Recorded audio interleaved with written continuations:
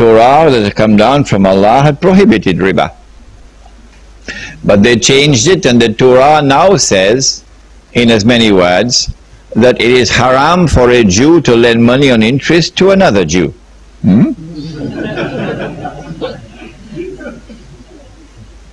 But it is halal, he can lend on interest to those who are not Jews. Go and check it out. Go and check it out in Deuteronomy, in Leviticus. Go and check it out. I have all of these quotations in my book for you. So they are the money lenders. They changed the word of Allah. Allah subhanahu wa ta'ala responded to this in the Quran and points out that they had in effect changed the Torah. Where did he do that? Suratun? Which surah? Suratun Nisa. The language, as I said, was very powerful language. فَبِظُلْمٍ مِّنَ الَّذِينَ هَادُوا حَرَّمْنَا عَلَيْهِمْ طَيِّبَاتٍ أُحِلَّتْ لَهُمْ. In that ayah, he says, وَأَخْذِهِمُ الرِّبَا وَقَدْ نُهُوا عَنْهُ. They were taking riba despite the fact that they had been prohibited from doing so. So this is how we know that they changed the Torah. Now, with the French Revolution, an economy based on riba emerges in Europe for the first time. And then with the Bolshevik Revolution in Eastern Europe, the possibility for Eastern Europe to be embraced by riba is also now open. But the banks in Europe, they don't just lend money on interest. The European economy not only produces this curious creature called a bank, the bank does something more than lending money on interest. What the bank does, and this began in France with an Englishman, what the bank does is to start issuing paper as money. Paper as money. And then when government saw that the banks were getting rich issuing paper as money, then the governments took over the paper. Then Europe sent her armies, and European armies shamelessly at the point of a sword. Those who say Islam was spread at the point of the sword, they're the ones who went with the point of the sword and conquered the rest of the non-European world. And so a white world order emerges at the point of the sword, in which Europe now rules the world. When Europe took over the rest of the world, one of the most important things that Europe wanted to do was to dismantle the system of real money and replace it with paper money. And they achieved it because the scholars of Islam were eating halwa. Europe would not decolonize and hand over Egypt to Muhammad Naguib and Jamal Abdel Nasser for the drums to be beaten, we are independent, and would not hand over Indonesia to a fellow named Ahmad Sukarno so the Indonesians can jump for joy, we are independent now. And they would not hand over Malaysia to a fellow named Tunku Abdul Rahman, and they would not hand over Pakistan to another fellow named Muhammad Ali Jinnah, etc., etc., etc., etc. And all the natives start dancing, drum beating. We have something called independence, while Europe is laughing its head behind the wall.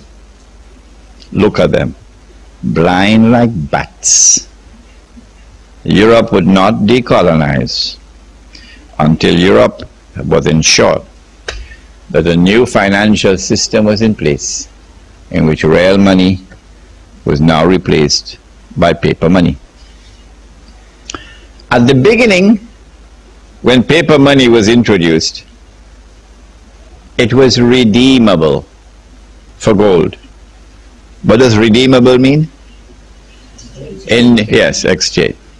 In the United States of America, until the 1920s, you could take 20 US dollars in notes, paper, and go to any bank, and you can ask for 1 ounce of gold, and you'll get it.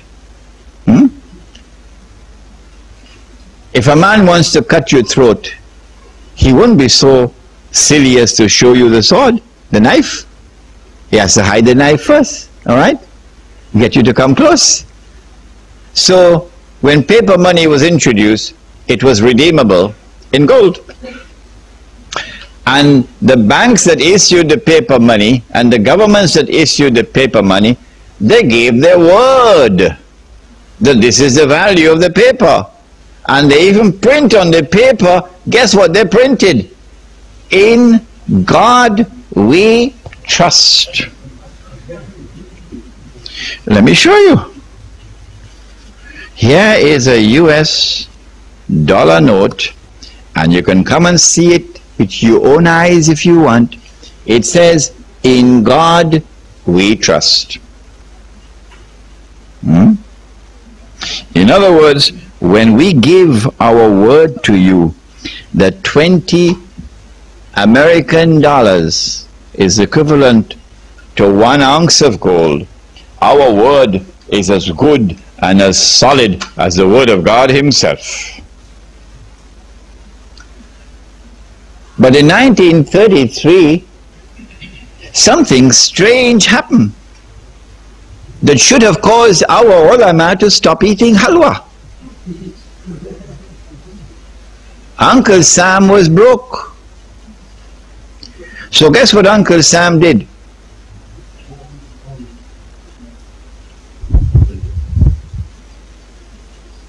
Uncle Sam was broke. So guess what Uncle Sam did? In April 1933, Uncle Sam enacted legislation prohibiting all Americans from keeping gold.